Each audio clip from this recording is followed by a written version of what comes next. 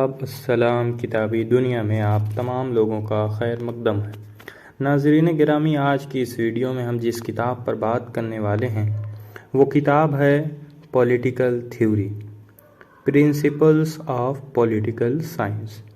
ये किताब वी.डी. महाजन की है। बड़े ही मशहूर लेखक हैं, ख़ास तौर से इन्होंने पॉलिटिकल साइंस पे बहुत काम किया है। इसके अलावा बहुत सारे काम इन्होंने किए हैं। ख़ास तौर से इस वजह से ये काबिल ज़िक्र हैं क्योंकि इनकी पैदाइश सन 1930 के करीब हुई है। इस वजह से इन्होंने आज़ादी को भी देखा है, एक हिस्टोरियन भी रहे हैं और एक पॉलिटिकल साइंटिस्ट भी हैं। करते हैं, सबसे पहले मैं आप तमाम लोगों का खैर मकदम करता हूँ हमारी इस वीडियो में। दोस्तों, हम बहुत दिनों से वीडियो नहीं बना पा रहे हैं, कुछ ख़ास मसरूफियात हैं जिनकी वजह से हम वीडियो नहीं बना पा रहे हैं। खैर, हमारे इस चैनल पर जब आप आ ही चुके हैं तो हमारे इस चैनल को सब्सक्राइब कर लीजिए, क्योंकि हम बहुत सी ऐसी वीडियोस लेकर आते हैं जो आपके लिए बड़ी ही सूदमंद और फ़ायदेमंद हैं। आप सब्सक्राइब करेंगे तो हमारी वीडियोस आप तक पहुंचती रहेंगी और हमारा एक मोटिवेशन बना रहेगा।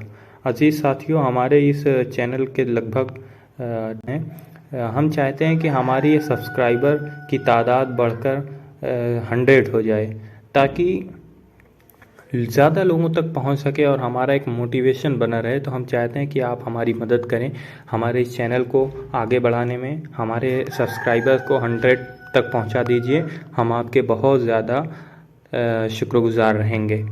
दोस्तों, ऑथर के बारे में जान लेते हैं। ये वी.डी. महाजन 1913 में पैदा हुए हैं और पंजाब के इलाके में, जब ब्रिटिश हुकूमत थी इंडिया में, ब्रिटिश कॉलोनी इंडिया था, उस वक्त की बात है।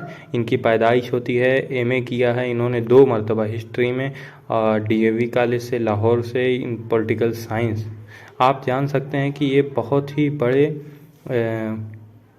पॉलिटिकल साइंटिस्ट हैं, हिस्टोरियन हैं, लॉयर हैं। इन्होंने कई सारी पीएचडीज रखी हुई हैं इनकी, और एमए 2 मरतबा किया है। तो आप इस बात से अंदाज़ा लगा सकते हैं कि ये कितने काबिल इंसान हैं। वी.डी. महाजन की ये किताब बड़ी ही अहमियत की हामिल है, क्योंकि बिल्कुल आसान लैंग्वेज है।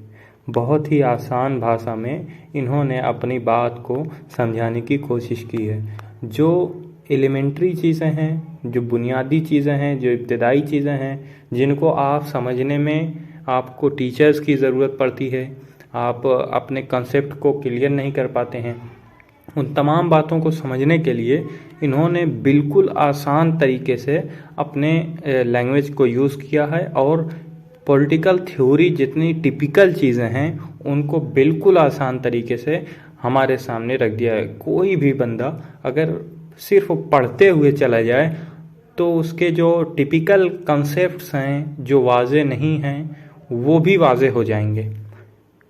बिल्कुल सिंपल डिस्कशन है, very interesting way of explanation. Merits बताया है, फिर डिमेरिट्स बनाया। इसकी वजह से होता है ये कि जब आप किसी नज़रिए की खामियां और खूबियां दोनों को जान लेते हैं तो आपको के लिए ये फ़ैसला कर पाना बड़ा आसान हो जाता है कि हाँ, कौन सी थ्योरी सही है और गलत है। और आपके जहन में वो चीज़ ज़्यादा बैठती है जब उसके दोनों पहलू सामने हों। तो ये किताब इस लिहाज से भी काफ़ी अहम है। फिर उसके बाद जो थ्योरीज़ पर क्रिटिसिज्म हुई हैं दूसरे पॉलिटिकल साइंटिस्ट के साथ की वजह से, उन्होंने जो पॉलिटिकल साइंटिस्ट ने जो इन पर क्रिटिसिज्म किया है, जो क्रिटिक्स हैं उनकी थ्योरीज़ पर, उन तमाम चीज़ों को बिल्कुल सटीक रख दिया है। और इसी तरीके से लर्निंग ऑब्जेक्टिव शुरू ही में बता दिया है कि आपको इस बाब में या इस टॉपिक के तहत आपको क्या क्या चीज़ें मिलेंगी, सबको उन्होंने क्लियर कर दिया है। इस किताब के मेजर जो टॉपिक्स हैं वो हम जान लेते हैं। नंबर 1 की पॉलिटिकल थ्योरी क्या है। पॉलिटिकल साइंस और इसके जो दूसरे साइंसेज हैं सोशल साइंस के, उससे इसका पॉलिटिकल साइंस का क्या ताल्लुक़ है।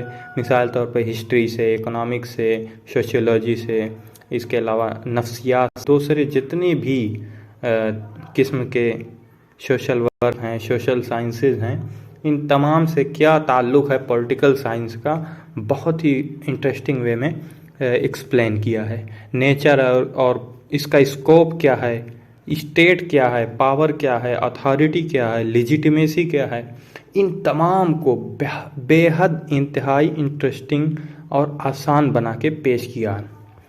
मैं आपके लिए रिकमेंड करूँगा ये किताब ज़रूर खरीदें, क्योंकि देखिए एक पॉलिटिकल साइंस की एक किताब है ओपी गौबा की, वो किताब बहुत बेहतरीन है, बहुत ज़बरदस्त है, बहुत खूबसूरत है, लेकिन उसके अलावा उसमें जो एक लैंग्वेज की सिंपलिसिटी नहीं है, वो हाई लेवल की ज़ुबान इस्तेमाल करते हैं, जिसकी वजह से आपको बार बार डिक्शनरीज़ की तरफ जाना पड़ सकता है और उसकी वजह से आपको कुछ कॉन्सेप्ट क्लियर नहीं हो पाते हैं। तो मैं चाहूँगा पहले आप इस किताब को पढ़ें, फिर उसके बाद उस किताब की तरफ जाएं।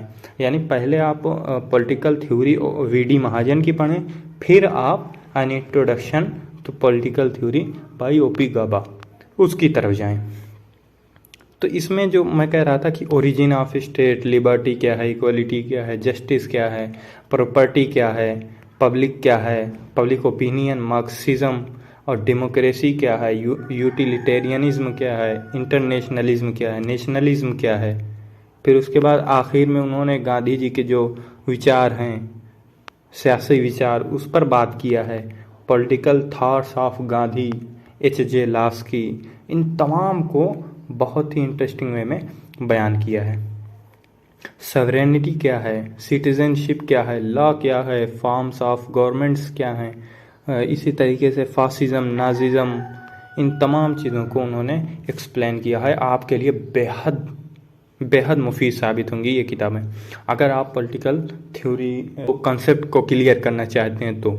इसके अलावा 2-3 किताबें और मैं आपके लिए रिकमेंड करूंगा, जैसे an introduction to political theory, जिसको मैंने बताया कि इसकी लैंग्वेज थोड़ा हाई है, लेकिन बहरहाल आप फर्स्ट नंबर पे उस किताब को रखिए वीडी महाजन की, फिर सेकेंड नंबर पे इस किताब को रखिए ओपी गौबा वाली की, तो आपके कंसेप्ट क्लियर हो जाएंगे। इसके अलावा एक किताब पॉलिटिकल थ्योरी राजीव भार्गवा और आचार्य की है, तो आप इस किताब से भी काफ़ी मदद ले सकते हैं। पॉलिटिकल थ्योरी एंड्री हेवुड की है। और फिर सब्सक्राइब करने की दरख्वास्त करता हूँ। हमारी वीडियोस को लाइक कीजिए, शेयर कीजिए और इन पर कमेंट कीजिए और बताइए कि इसमें क्या कमियां हैं, क्या खूबियां हैं। और हमारे चैनल को बिल्कुल सब्सक्राइब करना बिल्कुल ना भूलें और 100 सब्सक्राइबर तक पहुंचा दीजिए। मैं आप लोगों का बहुत ज़्यादा शुक्रगुजार रहूँगा। वस्सलाम।